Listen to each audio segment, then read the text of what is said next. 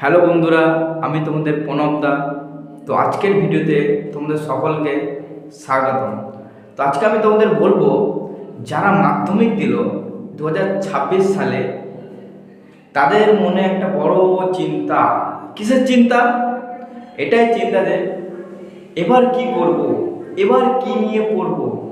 আচ্ছা, এবং যারা ডিসাইড করে নিয়েছো কি নিয়ে পড়ব, তাদের আলাদা একটা ব্যাপার, বা তারা ডিসাইড করে নিয়েছে সায়েন্স আর্টস নিয়ে পড়বো। যারা ভেবেছ কমার্স নিয়ে পড়বো, হ্যাঁ ঠিক শুনছো, কমার্স মানে বাণিজ্য নিয়ে পড়বো, তাদের পক্ষে আমার দুই একটা কথা, কয়েকটা মিনিটের সেকেন্ডের খেলা শুনে নাও। ভালো লাগলে ভিডিওটা বন্ধুদের মধ্যে শেয়ার করে দাও, আর ভালো না লাগলে করতে হবে না, কোনো দরকার নেই।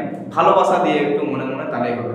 তো আর বেশি না কথা বলে চলে দু একটা কথা বলি। কাদের কমার্স নেওয়া উচিত বা কাদের কমার্স নেওয়া উচিত নয়, মানে কমার্স নিয়ে পড়া উচিত নয়, এবং কাদের কমার্স নিয়ে পড়া উচিত, আমরা এই দু একটা কথা, দু একটা ডিফারেন্ট দেখব। চলো শুরু করি। তো প্রথমত, কাদের কমার্স নেওয়া উচিত? যাদের ম্যাথ একটু একটু ভালো লাগে, মানে ডিপ না, যাদের ম্যাথ একটু একটু ভালো লাগে, একটু একটু কনসেপ্ট আছে, তাদের নেওয়া উচিত। ঠিক আছে। 2 নম্বর, ধরো যারা থিওরি পড়তে ভালোবাসো, থিওরি যারা মুখস্থ করতে ভালোবাসো, থিওরি যারা ভালো বুঝতে পারো, তাদের নেওয়া উচিত। 3 নম্বর, যারা ধরো ব্যাংকে জব করতে চাও পরবর্তীকালে, আফটার এইচএস, ধরো ব্যাংকে জব করতে চাও, ধরো কেউ সিএ হতে চাইবে, ধরো কেউ সিএমএ হতে চাইবে, আরো ফিনান্স কেরিয়ার বানাতে চাও তোমরা, হ্যাঁ ঠিকই শুনছো, ফিনান্স কেরিয়ার। যদি এইসব কেরিয়ার তোমরা গড়ে তুলতে চাও নিজেদের লাইফে, তাহলে তোমরা কমার্স নিয়ে বলতে পারো। খুব একটা ভালো লাইন, এই লাইনগুলোর জন্য কমার্স একটা পারফেক্ট কম্বিনেশন। এবার আমি বলি কাদের কমার্স নেওয়া উচিত নয়। আমি এটা একদমই বলছি না কি উচিত নয়, মানে আমি বলতে চাইছি কারা নেবে না কমার্স, মানে নিয়ে পড়লে বেকার হয়ে যাবে, জিনিসটা মানে ম্যাচ করবে না। ঠিক আছে।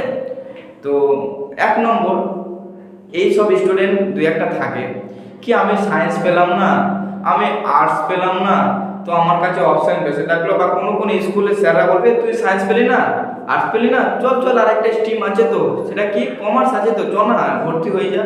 না, এটার জন্য কমার্স তৈরি হয়নি কি তুমি কম নাম্বার পেলে, সায়েন্স পেলে না, আর্টস পেলে না, দিয়ে তুমি 200 নম্বরে গিয়ে 200 নম্বর পেয়ে তুমি কমার্স নিলে, সেটা তোমার জন্য উপযোগী নয়, একদমই উপযোগী নয়। ঠিক আছে।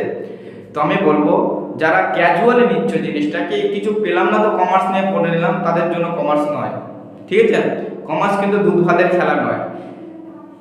আর একটা কারণ বলে দিচ্ছি, যারা ধরো নিজেকে নিজে টাইম দিতে পারবে না, যারা ধরো মাধ্যমিকের পর যাদের আর্থিক অবস্থা খুব খারাপ, ঠিক আছে, নিজেকে নিজে টাইম দিতে পারবে না ধরো, হ্যাঁ মানে পড়াশোনার পেছনে, তাদেরকে বলবো, আমি বেশিরভাগ বলি আর এবারও বলবো কি আর্টস নাও, প্রেফারেবল আছে তোমাদের জন্য আর্টস নাও, কমার্স নিও না, বেকার বেকার রেজাল্টটাও খারাপ হবে, প্লাস তুমি ডিমোটিভেশন হয়ে যাবে না, কম নাম্বার পেলে একটা ডিমোটিভেশন আসবে। তো যারা ধরো ফিনান্সিয়াল অবস্থা যাদের খারাপ, টাকা পয়সা নেই, মানে নেই বললে না, মানে পড়াশোনার মতো আর্থিক অবস্থাটা নেই, তো তাদেরকে আমি বলবো কি তোমরা আর্টস নাও, আর্টস নিয়ে পড়াশোনা করো।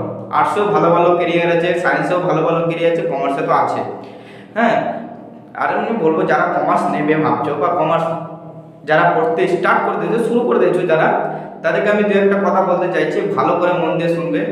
কমার্স নিয়েছো কিন্তু নিজেকে নিজের টাইম দিতে হবে, কেন সাবজেক্টটা তোমাদের নতুন, এই সাবজেক্টটা তোমাদেরকে বুঝতে হবে। এই সাবজেক্টটা তোমরা 9এও পড়োনি, ক্লাস 10এও পড়োনি, বা বিগত কোনো ক্লাসে পড়োনি, এই সাবজেক্টগুলো তোমাদের কাছে একটা নতুন সাবজেক্ট। তো তোমাদেরকে প্রত্যেকটা সাবজেক্টে একটা ডিপ নলেজ রাখতে হবে, মানে বুঝতে হবে। এই কয়েক মাসে পরীক্ষা তো আছেই, পরীক্ষা তো হবে, বুঝতে হবে। তো যাই হোক, আশা করি তোমরা ভিডিওটা বুঝতে পেরেছো এবং ভিডিওটা তোমাদের ভালো লেগেছে। ঠিক আছে। আরও এরকম ভিডিও যদি জানতে চাও, তাহলে আমাকে কমেন্ট করো, আর ভিডিওটা বন্ধুদের মধ্যে শেয়ার করে দিও। আজকের জন্য এতটুকুই, বাই।